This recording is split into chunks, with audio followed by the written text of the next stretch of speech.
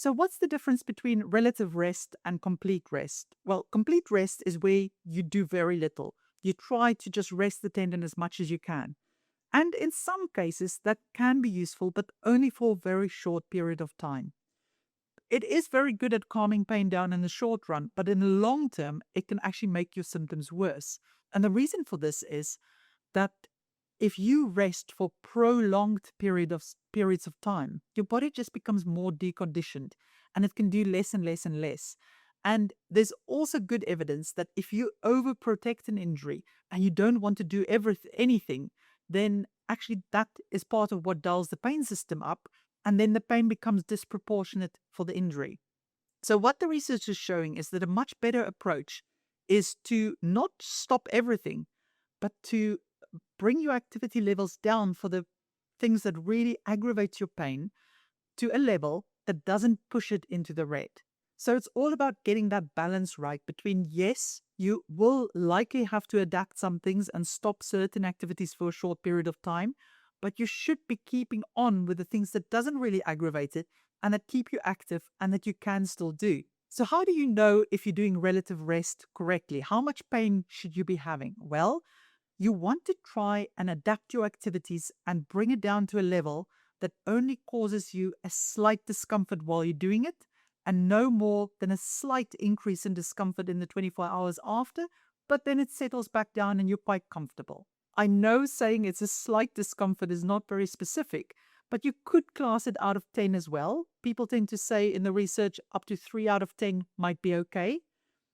We don't really like the numbering system always because one person's 3 might be the next person's 6. It just depends how you class it. So we prefer to talk about a niggle level of discomfort. And a niggle means I'm just aware of it, but it's not really painful, and it's not meaning that I have to now cancel other things I wanted to be doing, or I can't do my rehab because my hip is too painful. So you want to look at how it feels while you're doing something, but then it often has a delayed pain response where it flares up later that day or the next day, or in bed you often feel it. So you have to also check the 24 hours after.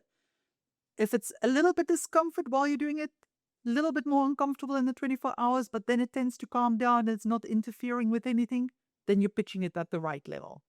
If your tendon pain is flaring up more significantly and you're really aware of it later that day and it's really making you uncomfortable, and especially that night it's not feeling comfortable, then you likely need to be adapting whatever you did the day before. So always remember, if you wake up with more discomfort and it feels more uncomfortable today, it's very likely the stuff you did the previous day. And also look at what you did a few days in a row, because sometimes doing that activity when you're rested is absolutely fine. But because you did something else that tired the body out the day before that, now it's struggled to cope. So you don't just want to look at today, you also want to look at your load over the whole week. This is something that we teach our patients to do, that they think of the total training load in a week and not just what the tendon has to do in that moment, and especially everything they're doing in a day. Because if you're doing your exercises, then going for a long walk, then going shopping, it's a lot of time on your feet. And that is likely what's overwhelming the tendon, everything together rather than one thing in separation. And sometimes if you just become more clever with how you put things into the day, you can achieve so much more and be comfortable. So again, there are a few things you want to be thinking about adapting because they tend to flare the tendons up more than other activities. And it's anything that puts direct pressure directly over the gluteal area or the hip bone.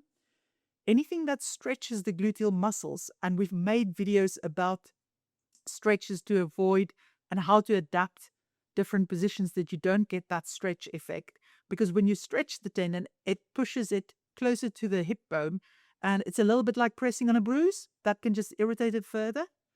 And then lastly, also any activity that works the tendon. So whenever you're on your feet, you use your gluteal tendons. So you want to think about, how can I just reduce the total amount of work in a day so my tendons are happy to cope? And it may mean that actually you keep on doing your walk for exercise, but then instead of standing long hours at work, you sit down and work. So it doesn't have to mean that you have to always stop everything. It's just about being clever with how you do it in the day. We have made very detailed videos about how to adapt walking as well as running, sleeping positions, as well as sitting positions. So have a look at the description of this video. I'm going to put links to all of those resources there. And it's also useful to go to our gluteal tendinopathy library on our website because it's often easier to find the content there.